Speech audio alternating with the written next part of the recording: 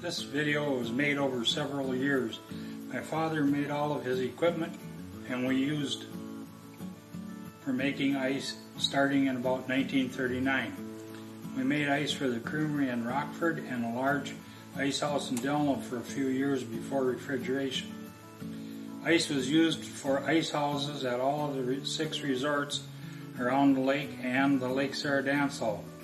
These photos were made from 1961 and for a couple of years after by my sister Irene. It starts by my dad, Herman Mielke, with a very large square making the ice field. We are going to cut all in one day.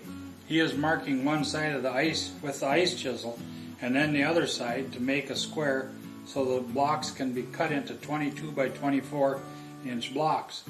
These blocks are from 300 to 400 pounds depending on how thick the ice is. Here Herman and my uncle Herbert Becker are running a power saw, cutting one way and then the other. About 8 rows are cut. A guide is used on the side of the saw to follow along the last cut so that the blocks are all the same size. About 2 to 4 inches are left on the bottom so that the field doesn't fill up with water and freeze. Notice that you have 2 people pulling the saw. Is it really heavy? Is it hard to pull? It's not so hard to pull, but you gotta hold it up, and the throttle is on the right hand side that my dad runs. And when they put it in, and he's always got his hand right there, so if something goes wrong, which once in a while it does, if you're pulling too fast, the saw will catch and run you right back into the snowbank. That's why you got to have something right there to shut it down. Whatever happened to this saw? I brought it out to Wisconsin with me. I didn't have any shed out there that I could put it in, and eventually I sold it to a guy out there that restores Model A cars. Here I'm breaking out a tier or layer of ice and splitting off each individual block. They all have to be broke off individually.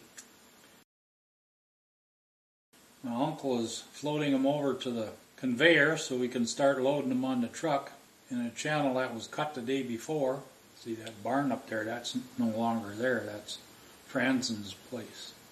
He's using a peg pole with a hook on the end and a pair of like fork spikes sticking out to take care of them kegs. The water's about between 8 and 10 feet deep right there. Nobody ever fell in? Nope. Brother-in-law Ray is shoving them up on the elevator. That's a 1-cylinder hit-and-miss engine is what they call it. I think it's like around 12 horsepower or something like that. So are the kegs broken apart and then he looks like he rotates them to... No, that's because he wasn't pushing it right and it tipped on him. Okay.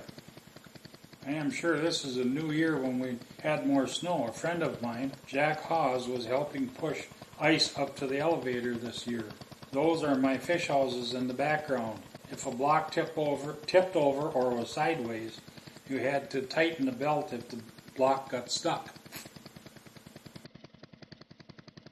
There I am loading the blocks on the truck, putting 2 one way and 1 the other so that they fill the box up. See, now you can see the spikes on the peg pole. Oh, I see, yeah. See them? I've got them spikes, but I can't find them.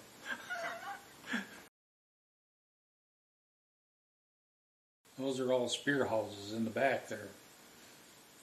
Here we are cutting some more rows of ice.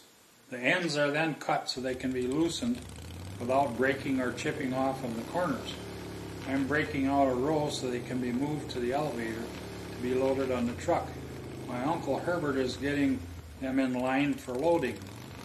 Then the saw you're using, what do you call that? Just a hand saw. That's the ice saw I brought you. I think it's the same one because I've got one favorite that I always used. We got all the saws down there, but you can't see them all. But they've got the handle is positioned different on. Some of them cut so much better than others. They are using a long pole with a hook for pulling and 2 spikes to push with on the end. So how much ice is at the bottom of the cut that you'd have to break off? It just depends on how thick the ice was? We tried to keep it less than 4 inches and a minimum of 2, because that way I would break off clean. My brother-in-law Ray Thompson is moving them onto the elevator. They go up onto the truck where I place them 2 lengthways and 1 crossways. We then cut some more loose until the truck is full. When there is a lot of snow on the ice, water came on top of the ice and became very slippery. When working in water, we wore ice grips that my dad made for all of us, and we always had them on to avoid slipping or falling.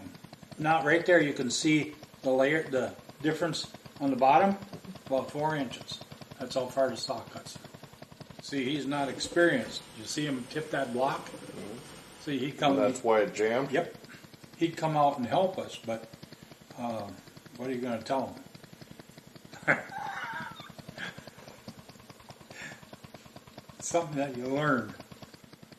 And we don't use no belt dressing or nothing on the belt. So if something catches, it'll slip, because it's a steel pulley on that. The next stop is the ice house to unload. I am taking the blocks off the truck, putting them on the chute to slide into the ice house.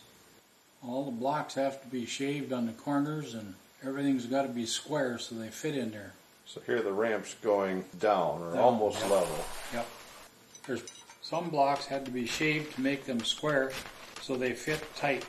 No air could be between them or they would melt. The ice shavers were designed and made by my dad. My uncle, see, that's an end cut where the saw was taken up out of the ice where he quit cutting there. You can see where the blade was. And then after the layer is in there, then the top has to be shaved off so it's level. And all the cracks filled up with shavings. My uncle and my dad are setting the ice blocks in the ice house. I'm way ahead now. As long as you keep them blocks moving, it isn't hard to push them. But when they stop, that's when they like freeze down. So you had one ice house on your property? Yeah, and that one there, right there, that's the corn crib. Oh, okay. That's where they years ago when you had horses and dusted by hand, you shoveled it in there. How many kegs would it take to fill your ice house? Usually we had 4 layers, or 28 blocks in a layer. After the 3rd layer was in the ice house, we had to push the blocks up the chute. And then here we go for another load. So if you had 4 layers, so you're probably looking at 5 or 6 truckloads when the resorts were going in the heydays. I got it in there that there was 6 resorts in the dance hall. Yeah. Plus the creamery. Well, see, that was only a couple of years, and then the creamery got refrigeration in. I don't know exactly what all they were using that ice for in Delano, other than I know they had a big ice house for the 4th right there on number 12 in the Crow River. Those ice tongs, that's the only thing they're used for is on the, loading and unloading on the truck. So you didn't have to bend over. You had to keep your back straight. By the time the weekend was over, when we got done making ice, Saturday and Sunday, my arms felt like they were about 4 inches longer than when we started.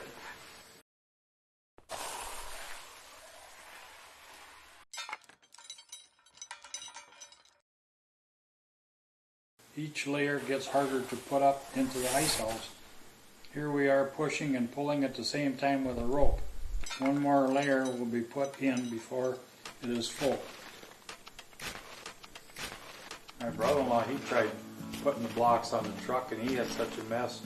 One time that when he was trying to do it, the blocks were coming up, and there were still 3 on the table, and he was still trying to get the other one inside the truck yet, and he just walked away. He said, "You do it." They think it's so easy to swing them blocks in there. You do it for about 20 years and you learn how to do it.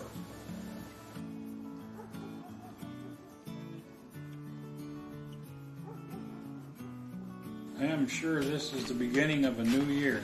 We have just opened up the sawdust pile and started putting sawdust around the first layer to keep them tight so they don't move when we place the next layer on top.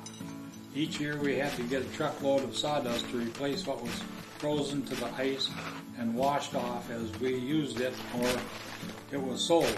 For many years we got sawdust from the Ed Greeling farm and sawmill on County Road 92. These are the ice grips my dad made for everybody to wear out there on the lake next to the hole so nobody fell in. When the water was on top of the ice, it was slippery out there, and it was slippery all the time as far as that goes, but this saved a lot of people from falling in the lake. This is from an old horse halter. These leather straps, they get wet and they fit tight, and they also get rotten. This is a wheel on the elevator for pulling the ice up. If the kegs are real thick and heavy, we had a different size that we put on the elevator so that it would run slower. Otherwise the kegs would tip over. If there were smaller ones, we used this wheel and they didn't fall over. Here's the hand saw that we used in the ice house. Whenever somebody wanted some ice for a refrigerator, or I should say an ice box, or a beer cooler, cool fish, whatever it might be, this is what we used to split the kegs in the ice house after we broke them loose and got them out to sell. This is the hand saw we used for cutting ice on the lake. Must weigh about 15 pounds. It's my favorite saw. This is a spud chisel